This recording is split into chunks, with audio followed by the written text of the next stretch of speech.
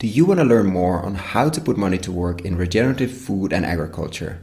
Follow our video course via investinginregenerativeagriculture.com/course or in the links below. Now, on to the podcast. You're going to listen to an interview with regenerative farmer Matteo Mazzola, who after many years of working with leading regen farmers from around the world has set up a beautiful farm with his partner Paola in northern Italy. Next to developing their farm, he is creating his vision for how regenerative agriculture in Italy could and should evolve into a system where city and countryside meet and ecology and landscapes lead the way. Welcome to another episode of Investing in Regenerative Agriculture, Investing as if the planet mattered, a podcast show where I talk to the pioneers in the regenerative food and agriculture space to learn more on how to put our money to work to regenerate soil, people, local communities and ecosystems while making an appropriate and fair return. Why my focus on soil and regeneration? Because so many of the pressing issues we face today have their roots in how we treat our land, grow our food and what we eat. And it's time that we as investors, big and small, and consumers start paying much more attention to the dirt/soil underneath our feet. In March last year, we launched our Patreon community to make it easy for fans to support our work, and so many of you have joined as a member. We've launched different types of benefits, exclusive content, Q&A webinars with former guests, Ask Me Anything sessions, plus so much more to come in the future. For more information on the different tiers, benefits, and how to become a member, check patreon.com/regenerativeagriculture or find the link below. Thank you. Welcome to another episode of Investing in Regenerative Agriculture and Food. I'm here with Matteo Mazzola, who is a very interesting regenerative farmer in northern Italy, but who has traveled the world and worked on many different sites. And I'm interested to take a deep dive into his vision of regenerative agriculture, but of course also to hear what's happening here in Italy and what are the biggest barriers and opportunities. Welcome, Matteo. Thank you. To start with the personal question I always love to ask, why soil? Why agriculture? What happened? What went wrong or what went right? And how did you end up owning this farm at Lago di Iseo? Well, we have to look back many years. I don't come from a farmer's family.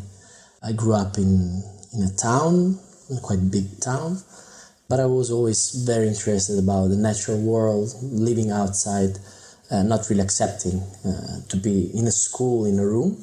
So I grew up really loving what was nature. Basically, when I was 6-7 years old, I was reading, and actually not really reading, but looking at the pictures of the book of John Seymour on self-sufficiency, which was basically teaching you on how to do anything on your farm. And from there on, really, I've been cultivating my love and passion for nature in all its form, lots of observation all the time, always love to observe without really trying to understand anything. Then I studied at the agricultural high school where we had a farm with animals, we had different productive systems like rice, cereals, we had orchard, we had vegetables, we had a bit of silviculture. There was a bit of everything. It was a 35-hectare farm, conventional farming as well as the teachings in the school, but it was very good in having a relation with my classmates, which were mostly all farmers, sons and daughters of farmers. 2 days after high school, I just grabbed my bicycle and I started to travel around Europe with the focus of ecosystem observation and also going to work and to study in certain projects I was interested to get a deeper understanding. And basically I choose not to go to university because I believe also is what I believe now is the leading principle of who I am and what I do, is that we first have to understand what we are made for, but especially we have to understand what is the pace and the type of workflow that we need to, the pace and the way we do the things that we do is very important to understand in which direction to go. For example, creating my own university has allowed me to go much faster in the understanding of certain principles, not stressing myself about learning something that I would have never used in the future, as well as something that would have moved my understanding of certain things in a different direction than going into a more natural flow of things, which sounds a bit naive, but again, is about time efficiency as well as reaching a result in a fast but good way, without wasting energy, without wasting too much money, without wasting too much time. And when you say creating your university, it means creating your education path yourself, basically. And can you give an example of maybe the most surprising lesson during your university years or your education years and your study years, which continue, obviously, but you were the young Matteo on his bike going through Europe. What was a special moment or something you still remember as a aha moment? Or for sure there are many, but if you had to pick one now, a few years later, what would that be? Basically, it's not really one event, but it's a series of events connected with the possibility that I had of observing landscape through perception, not just by looking at the landscape, but with all the senses, to leave the landscape that I was sort of passing by, and doing this for 12, 13 hours a day for months or for years, because it's what has been. It teaches you something that then will help you in anything you will do, because it is about functional observation, but at the same time observing and perceiving without expectations, without judgment, which again, it sounds something very naive, very unscientific, but basically is the base of science. It's like not giving your ideas too much importance, and just especially observing ecosystems changing, consortium of species dynamics and behaviors of nature in certain part of Europe repeating in certain other parts of Europe.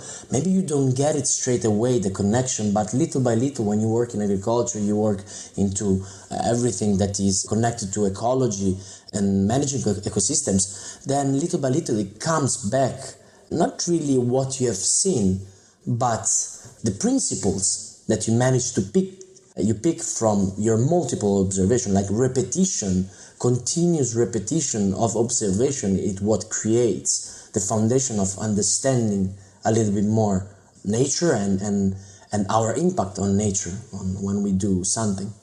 So basically, yeah, this was the most important thing. People often ask me, "Oh, you did the course with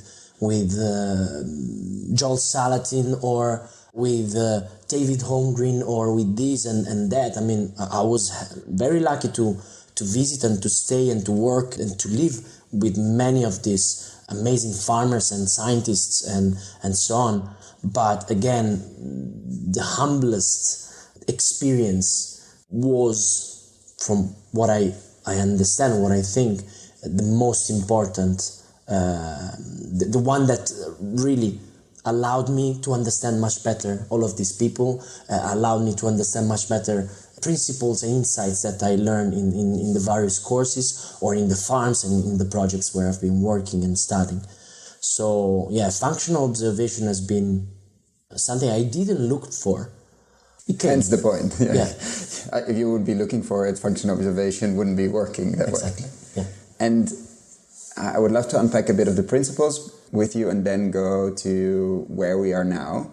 So if you would have to share a few of those principles that you observed over the years and over your travels, what would be, is that a long list first of all? Are we talking about 20? Are we talking about 2, 3, 5? What do you see as the principles in your vision, in your regenerative agriculture work? Basically, actually, there are maybe not even principles. There are more foundations, which basically are straight, are connected straightly to energy flow, energy behavior, and how energy, what shapes and behavior energy takes, basically is all about forms and behavior of energy. When you observe nature, when you observe ecosystem, when you observe villages, towns, because everything is nature. Everything is just basically elements which have been cooked in a certain way and prepared in a dish or in another dish. And basically the key is to understand that everything comes from either stored energy or potential energy, or most of the time it comes from sun energy, photons, which are transformed as nature needs in different shapes and behavior. And when you understand that, it becomes very easy also to understand that human ethics are just less than a secondary element of importance when we look at planning and making projects when we are working for nature. First of all, and if we look at a more ecocentric and non-anthropocentric reality, is extremely important to take into account energy behavior and energy flow, because it's what dictates, it's what gives the rule of the game.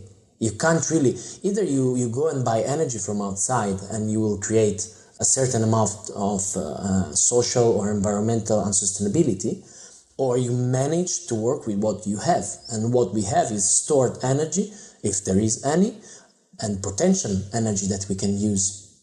So if we really want to be true with ourselves, we shouldn't even think about ethics, because it comes after.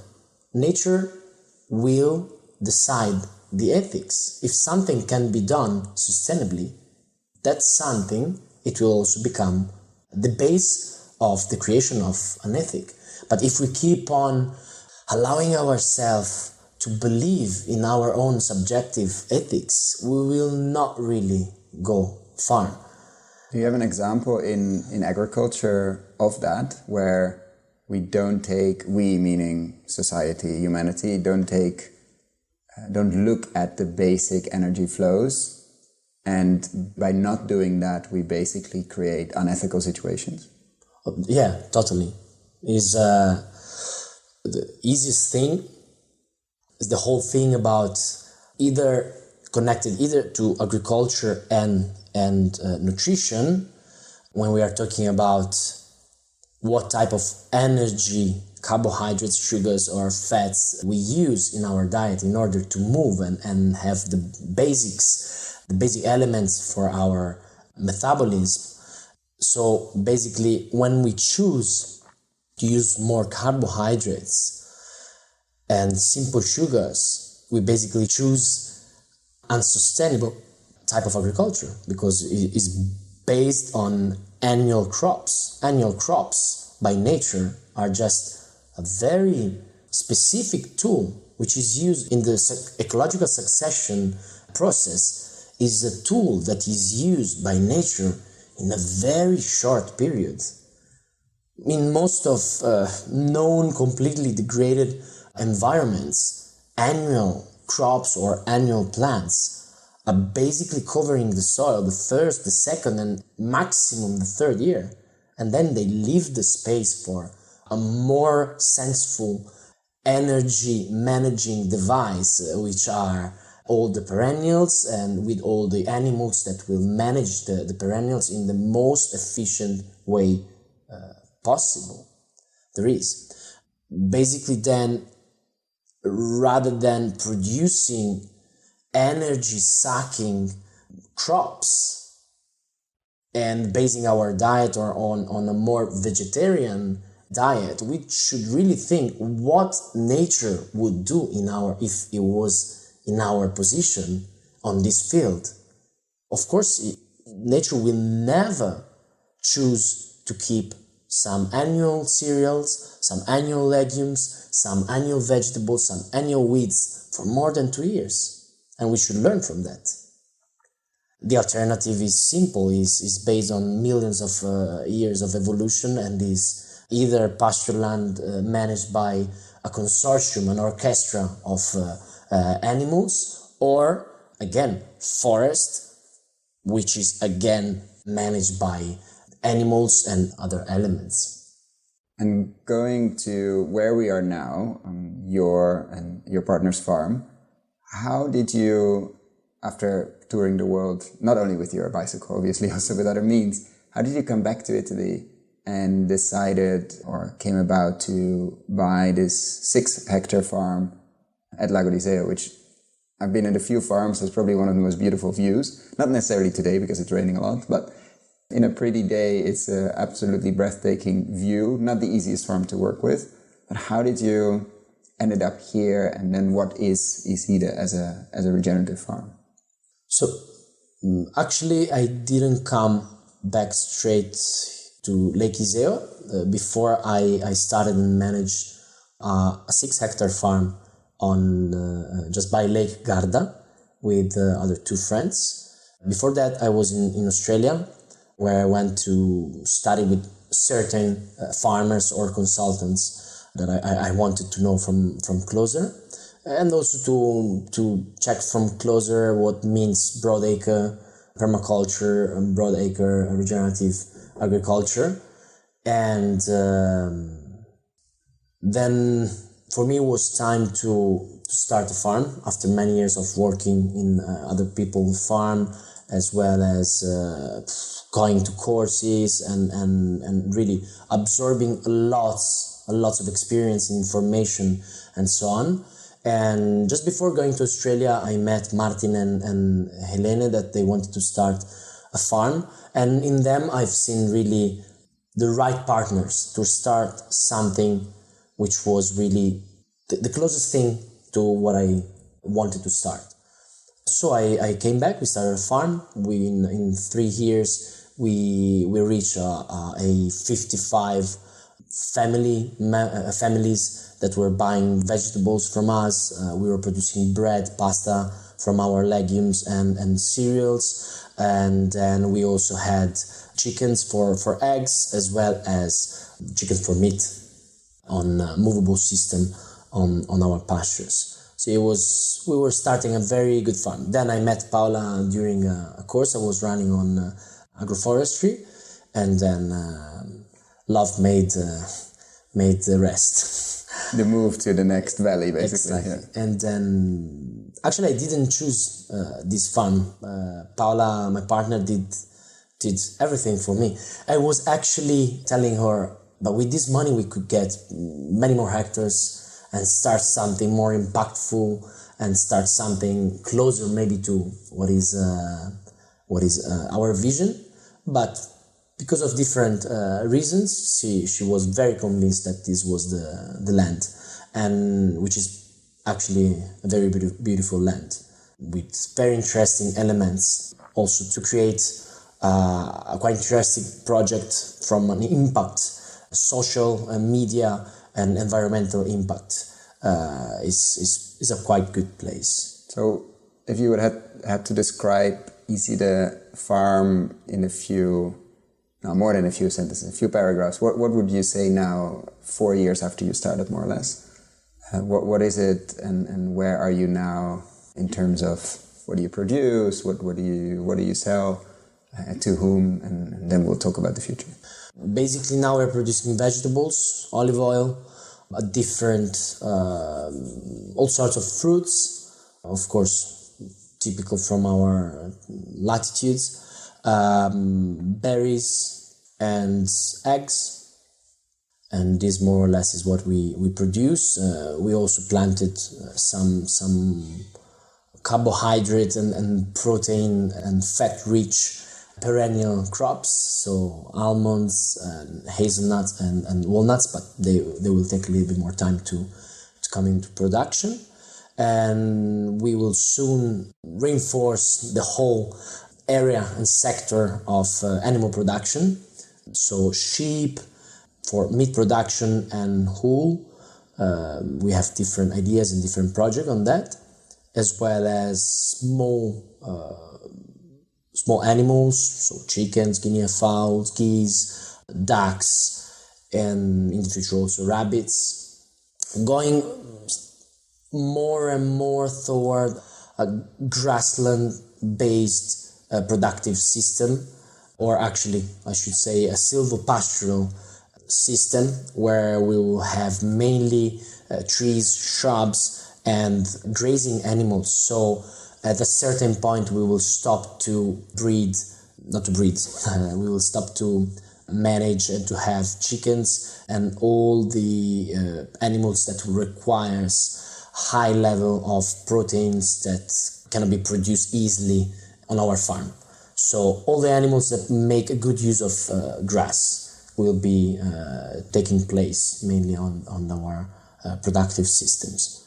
In terms of transformation, you currently sell everything direct through CSA Plus. You sell a lot through restaurants, but it's all, I mean, you're doing your first few experiments with the transformation of raw ingredients into other products. Can you tell a bit more about that?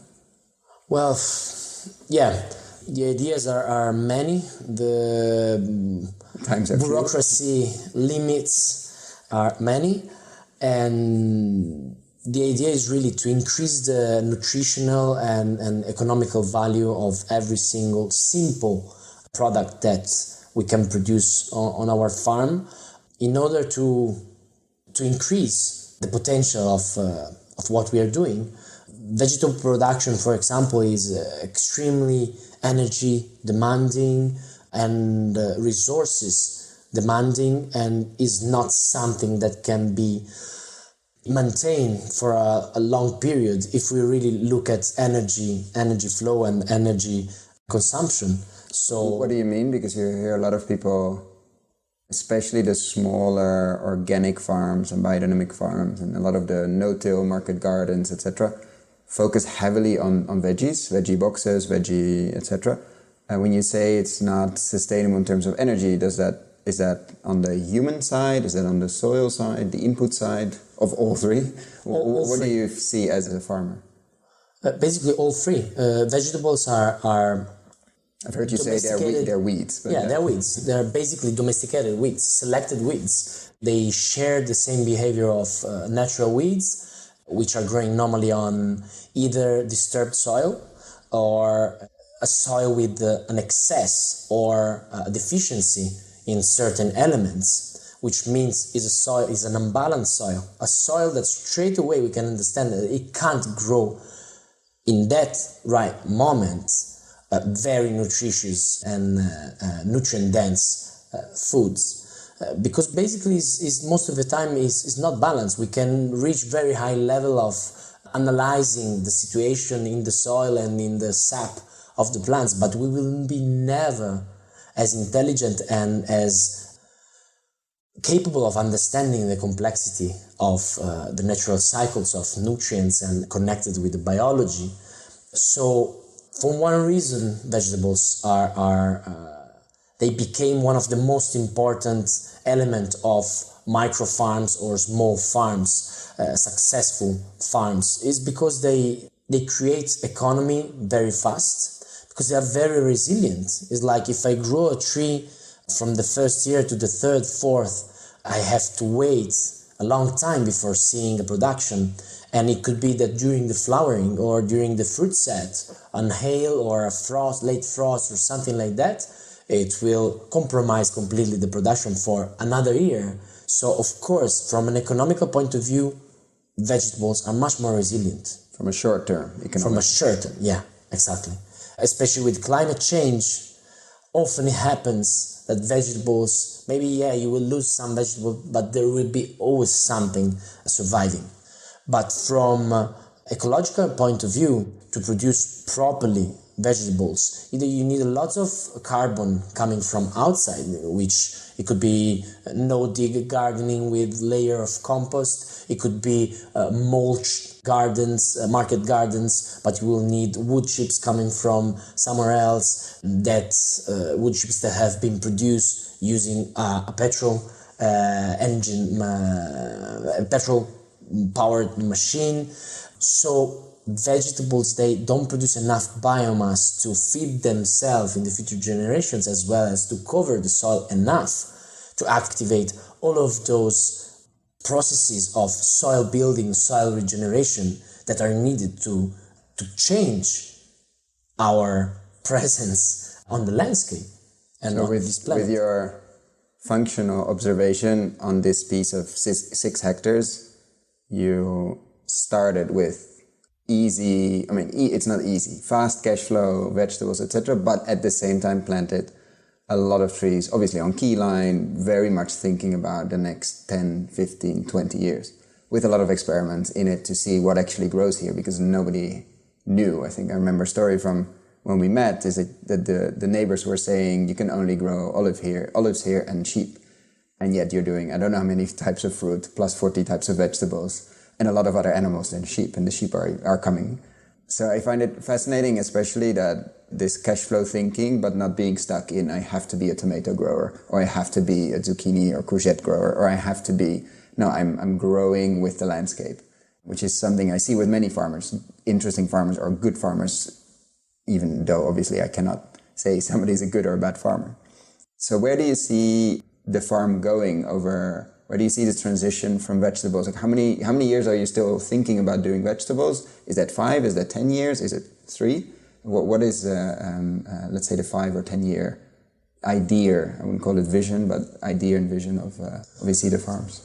The biggest problem is that I had to switch from landscape reading, process-based farm planning.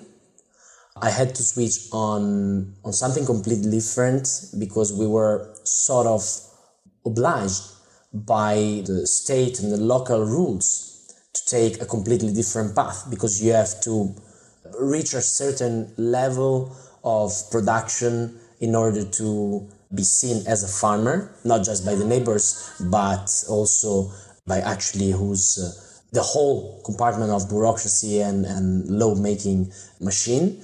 And basically we haven't been working in the way we should have. And this is amazing, because you could have the most amazing experience, the most amazing knowledge, but it's all relative location. But would that be, I hear you say the biggest barrier is local rules, bureaucracy that haven't been made for regenerative farmers. They weren't made in the mind, okay, let's go against this group. No, let's try to maintain a system that is very broken, and let's put some rules around to at least somehow go against the worst effects of that. And they never thought that there would actually be a group to something completely different. But isn't that also part of the landscape reading? Like, it is part of the landscape at the end. So somehow being very zen, and it's part of your observation at the beginning, like what can I actually legally do here? Or what maybe changes in 5 to 10 years, because we are in a flexible world as well, in a sense that some of these rules are actually changing, thanks to a lot of farmers like yourself that are lobbying. So is it fair to complain about that while it maybe actually is part of the landscape? This is a very important insight, and is connected to the self-limiting nature of our enterprise. What means this? We come from a capitalistic mindset where normally we grew up in a society where we could get and we could have anything we wanted the fastest way possible, the cheapest way possible. And it's very important to switch from that mentality to a more nature-based timing or pace of processes taking place and so on. So, of course, what you say is connected really to we want to reach a certain result the fastest we want to show. Because we know that this is possible. We know this. We think it's possible, but it's not, because in the current context of laws and regulations, we almost trick ourselves to dream about it. You tell me, look at this landscape, this could do X, Y, Z. But actually, if you look at the local laws that are there for whatever reason, that's not the point of discussing that now. Actually, you can't. Like, if you cannot put sheep in that way, then you cannot put sheep in that way. It's useless to dream about it. But obviously, we want to, because we see like an untapped landscape, or an underperforming ecosystem, or underperforming landscape, which makes it very difficult. So, what would you say? What's the biggest barrier for regen ag or regenerative agriculture at the moment that you see? If you had to pick one, because for sure you have a list. I think is what I said just before, is recognizing that we have to deal with a different type of mindset, that it has to be closer to an idea of ecocentrism rather than anthropocentrism. And this is why our idea is not our farm. It will probably become popular, at least in the Regenag movement, not because we wish or is our will to reach popularity, but it will be by accident, because our nature is getting more and more closer to a mindset, to an ecocentric mindset, which is automatically what is self-limiting yourself into not becoming the farm. Our idea is to experiment, to research, to make available informations that will be used by many other farms that have to be able to start and to manage and to grow a farm like our, or actually a much better one. It's pointless to me to have superheroes, it's pointless to me to have farm gurus, because it's not the reality. It's important, it makes people more enthusiastic, but I don't believe is at the reach to a wider target of people. I think most of people like something at people level. And you're doing a lot of courses throughout Italy. Actually, you're teaching a lot of courses, sorry. And hopefully soon, with a few structures on the farm, you'll be able to also do it on the farm here, which makes it more people level, because you can point at what you actually have done instead of being on a farm of somebody else who could be amazing, but you don't know the framework and the decisions and their principles. What else do you see? I mean, you do a bit online, Facebook and Instagram. I will definitely link them below, usually in Italian and English, which I think is very, very interesting. What do you see in the next years, if you would have a lot of time, which you don't, to do other things? What would you focus on? Definitely focusing more and more on the farm, because even if I think that courses and consultancies are extremely important, from what is my experience, to show people and farmers and customers and consumers what we are doing, what we are really doing, and they can touch it, and they can connect with all the frustrations, all the energy that has been used in order to reach something apparently extremely simple. I think this is the most important thing. It's not what we don't want to create a farm based on appearance, on very beautiful aesthetic. I mean, this is also very important, but it has to be a functional aesthetic. People don't have to wow just because something is different than what they are used to see. People, they have to me, they should be amazed about the connection of aesthetic to something that creates a resonance in something that they maybe didn't even know, but it sounds logical, it sounds interesting, it sounds obvious to the eye of a person that is not judging something and is not expecting something. I would like to give to people, this I think is what I want really to give to people, what I had the chance to have when I was traveling, which is a complete freedom to experience a real reality, because we can't really keep on telling people what to do, what to think, what to read, what to eat. People have to understand themselves. Often when I tell people about free choice mineral, or talking in a simpler way, when a cow needs a mineral, go and check for the rock or for the material that is rich in that mineral and leaks it. And some people ask me, how do they know it? It's like, and I tell them, you know it too. It's just that you're not trained anymore, or you think you can't do it anymore. But just by looking at the wine tasters and honey tasters and all the people working in the perfume industry, like how to use the nose should be the first, really one of the first courses that people should do if they want to understand more about the reality that surrounds them. Because we are basically animals that use senses to perceive reality, but don't know how to use their senses. So I remember when I was at high school, we did a small course on wine tasting, and what activated in me, managing little by little to smell something that it was there, but I wasn't able to decodify it. It really opens not just my capacity of smelling something more complex, but actually the understanding that we live in a reality which is complex, but we are living it in a simple way. Is a stratification of simple insights that we have to become able to understand, to perceive through senses and then through experience. Just a note for my American listeners, we're in Italy and tasting wine at high school, let's say the later years of high school is quite common. So just to put everybody at ease. Let's keep it for a moment in Italy. What's your vision of where you would like regenerative agriculture to go? I think you know most of the farmers here in Italy that are somewhere on the path in transition. You've either seen them in your courses, you've either visited them, you've either worked with them as a consultant. I know you have some strong opinions on size and going fast and slow. Where would you like in an ideal world if it would be Matteo deciding with a magic wand to move the agriculture industry? Let's keep it in this huge country, very diverse country, but I think it's a roadmap for others as well. Where would you like to see the ag and food space in Italy go? If we would make you agriculture minister, or if you would have the control?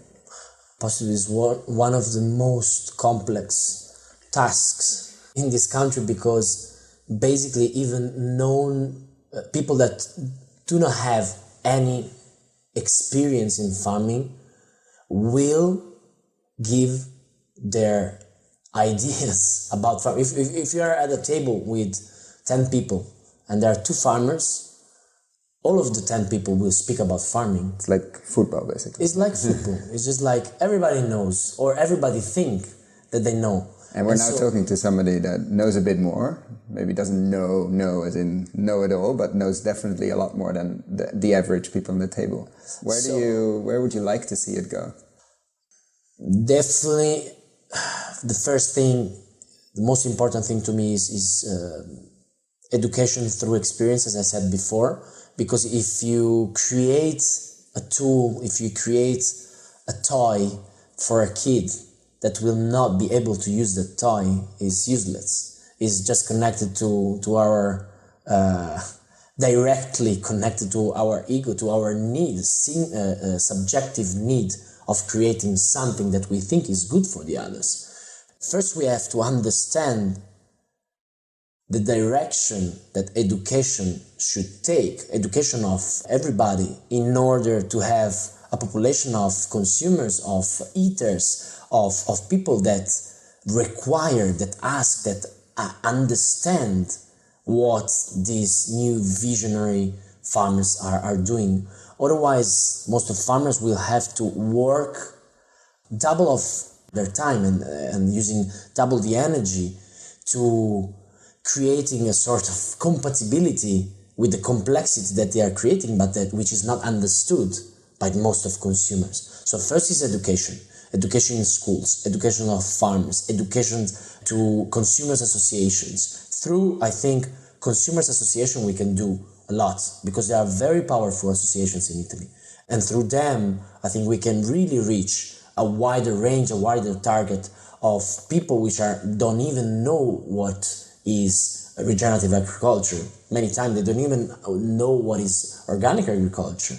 So first is education of the future eaters, of the future consumers. And then little by little is to understand, especially for Italy, maybe I think of small farming because I grew up in Italy, which is a country, one of the most diverse country from geographical, morphological, topographical point of view, as well as a social point of view.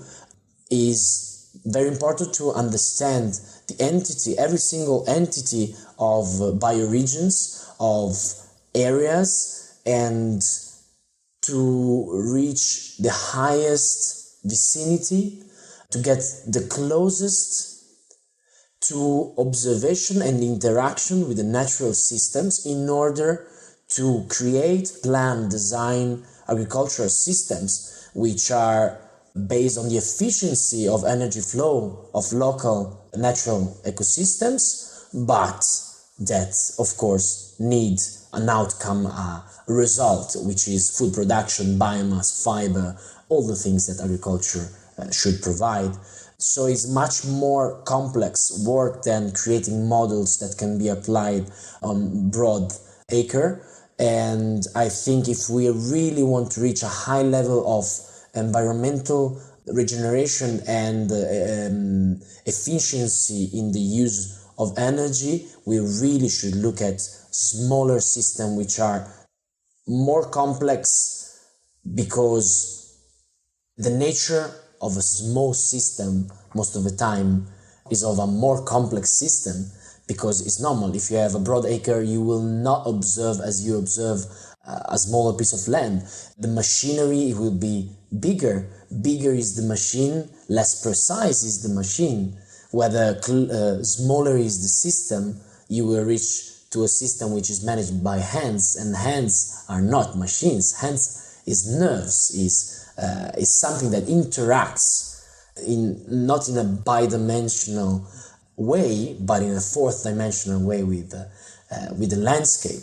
So I really see that we could go from broad acre systems towards a small acre system, but I don't really know if it will be really possible to change what is the nature of landscape fragmentation, which in Italy is one of the most important problems. I don't know if it will be easy to reorganize the landscape from a ecology point of view. Not just ecology, but really who owns what. And this probably is one of the most difficult things, either in the broad acre agriculture, but also when we are talking about small farms. So I don't know really what is the key. I see that the landscape should be the element that decides whether broad acre or small acre farming is the most appropriate thing to do. It's like possibly for certain places it would be more intelligent, more sensible to create and to work on efficient small farms. In other situations it would be the opposite. But again, we go back to the landscape. We have to take time to find the tools to understand the landscape, and we have to find the time to interact with the landscape using actively the experience which has been stored and stratified by the evolution of the natural ecosystems, which is a huge book that is there for us, and use it in order to take the closest path to the one that nature expect us to do. And I want to be conscious of your time as well, to end with a slightly maybe provocative question, but I would like to explain why I'm asking it. I think in this sector we need to start thinking about larger numbers of investments, as I think many more are waking up to the potential of regen ag, or from a soil perspective, climate perspective, water, healthcare, inequality, etc. And I think we're going to get quite an influx of people trying to get into the space. And I would like you to imagine to be managing a portfolio of $1 billion. And I choose a ridiculous high number for a reason, because I think there's going to be a lot of money flowing into the space. And I think we need to start getting ready to absorb this. So if you would be tomorrow head of an investment fund or head of a portfolio of $1 billion that has to be invested with different returns, but invested, not granted, what would you do? So, after you get a heart attack, after you check your bank account, obviously, but... for sure, the first thing, as I said before, I want to create the substrate, the base, in order to multiply the potential of this $1 billion. And this means to me again, to do education, to prepare the mass to understand the change. This would be one of the first thing, or one of the most important at the beginning. And then connected to the bioregional idea, I would start many different pilot farms in many different bioregions, where research and functional experimentation should be taken very seriously in order to reach results that will help the farmers of that area where the pilot farm is, to allow these farmers to modify, to renew their productive system towards a more regenerative regime, in order to, from one side, decrease the costs of production, from the other side, increase the quality of the produce that will be then flooding the market, and at the same time understanding how to create ecosystem services that will allow the whole bioregion to increase general health and general genetic potential of the living beings that are participating in order to live in that certain bioregion, in that certain group of ecosystems. And together with this, there should be given a lot of importance to mechanization and the technology.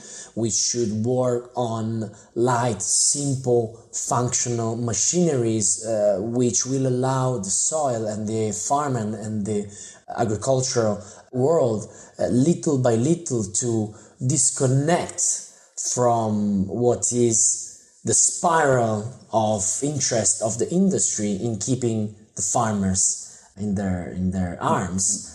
So this is possibly the most complex thing. In fact, a consistent amount of the investment should go in a direction of lobbying and new policy making that sees the farmer as the most important element of the human society, and not the most important slave of the human society. And laws have to be changed, modified. We have to create again a more rural-based society, because the energy we consume to survive in any of its form is basically coming from agriculture in one way or another. And I believe that turning toward a renewed complex interaction with the natural world is what is needed also to reestablish what it used to be, or it has been in different very enlightened societies of the past, where nature was the teacher of the human society, and through complexity was creating complex beings, not simple beings that are just good in buying on the internet and filling a hole that has been drilled for them by basically the industry and the capitalistic world. So yeah, I think when I say pilot projects, especially in Italy, I must admit that I don't know well the other countries. Maybe I don't even know this country, but from what I see from my experiences, when I show something, not with words, but with facts, with results, and with something that people can touch with their hands, I change the mind of people in seconds. Sometimes people come to me and ask me, you completely turn me upside down. Things that I've been thinking for 50, 60 years, in 10 minutes now, you made them crumbling, and now I have to start to think about something else. But really is of course is thanks to my experience and so on. But I think through showing people that you're doing something continuously, not really caring about energy consumption and frustration and difficulties and so on, is what gives people from one side hope, from the other the possibility of really seeing something different And a smart agriculture, a complex smart agriculture, is very subtle. It's interesting because what it does, it activates multiple effects that don't touch just the natural kingdom and the ecological kingdom, but a certain type of agriculture will activate positively the regeneration of society, of the economics, and all the aspects that inhabits our existence. So through agriculture really we have a huge potential of destruction and simplification of our own reality, at the same time of a very important potential of complexifying from a functional point of view and regenerating what are all the kingdoms that create our reality. There's so much to unpack there. I think we can do this for hours, but we're going to do that in another episode. I promise Matteo will be back. I think agriculture is the perfect Trojan horse to change a lot of things in our society, and it's probably the biggest leverage point we have. So I will definitely check in with you again. I will follow you as you're heading this $1 billion investment fund anytime soon. If somebody has that lying around, definitely give Matteo a call. And I want to thank you so much for your time, your insight, and for sharing these experiences with us. Thank you. If you found the Investing in Regenerative Agriculture and Food podcast valuable, there are a few simple ways you can use to support it. Number 1, rate and review the podcast on your podcast app. That's the best way for other listeners to find the podcast, and it only takes a few seconds. Number 2, share this podcast on social media or email it to your friends and colleagues.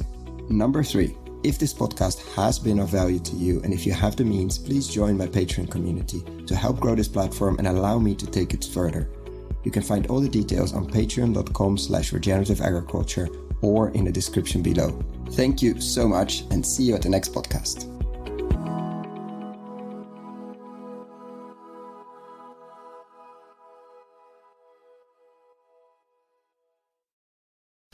Dear friends of the podcast, I'm super excited to share with you the online video course Investing in Regenerative Agriculture and Food. How to put money to work in regenerating soils at scale and growing a lot of tasty food while doing it. Why are we doing this course? After 100 interviews and more than 100 hours of audio asking the question how to put money to work in regenerating soils, and have been following the space since 2011 and recording these podcasts since 2016, we thought it was time to share our lessons learned. What have we seen in the space over the last years? How have we built our decision-making framework? What to focus on with the podcast? How have we picked interviewees? And what questions should you ask? What is happening in the space? What should you read? What should you listen? What should you watch? How to approach this space? For whom is this course? You, the soil builders and investors in this space. The soil builders, people working in this space, entrepreneurial farmers, fund managers, vehicle builders, crowd investing, platform builders, ag-tech companies, farm-to-gut food companies, permaculture, keyline designers, holistic management consultants, etc., etc. People that are building soil at scale. And the investors who are putting their own money to work through their family office or as private individuals, or people who are putting other people's money to work through foundations, institutional capital, banks, insurance companies, etc. Is this course free? No. This is pay what you think it's worth. Meaning, I have no way of knowing what this course will be worth to you. And I'm very aware that among the listeners of this podcast, we have people with very different means. So I'm inviting you, if this course is creating value to you, and if you have the means, to consider paying what you think it's worth. Thank you. So what is this course? It's currently a series of 17 videos, mostly ranging from 10 to 15 minutes, plus PDF slides, so you don't have to ride along. We're gonna look into why invest in regenerative agriculture and why extractive agriculture is so risky, how to invest, what kind of frameworks you could and I think should build, what to invest in, what kind of co-investors you could find, or what kind of investors you could find if you're a soil builder. Every lesson will have a digging deeper part where I will share what kind of reports, what kind of interviews, what kind of videos you can look into if you want to dig deeper. We're going to look at nutrient density, landscape design, and a lot more. So what is it not? It's not a list of investable deals. Unfortunately, that doesn't exist in this world. We're really at the beginning of the regenerative agriculture and food revolution. It's also not investment advice. Before making any investment, please find professional investment advice. So get ready, get a cup of coffee, a cup of tea, or whatever you're drinking. Click on the link below, sign up, and I'm really looking forward to your feedback.